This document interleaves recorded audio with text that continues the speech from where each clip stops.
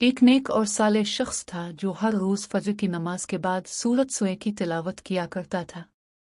इसका यकीन था कि सोए कुरान का दिल है और जो भी इसे पढ़ेगा अल्लाह ताला इसके लिए आसानियां पैदा करेगा।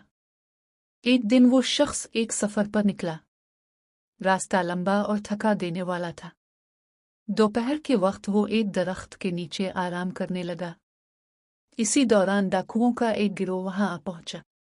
वो शख्स खौफजदा हो गया, दिल में अल्लाह को याद किया और आहिस्ता आवाज में सूरत सोए पढ़ने लगा।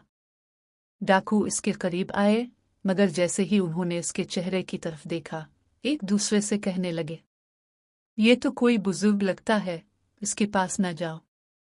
और वो बगैर कुछ कहे वहां से चले गए। जब वो शख्स जागा तो उसने शुक्र अदा किया और कहा, ए अल्लाह, ये तेरे कलाम की बरकत है जिसने मुझे बचाया। वक्त गुजरता गया, इसके दिल में सूरत सोए की मोहब्बत और बढ़ गई।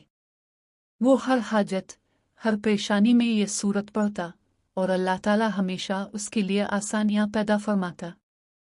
एक दिन एक शख्स ने इससे पूछा, तुम हर वक्त सूरत सोए क्यों पढ़ते हो?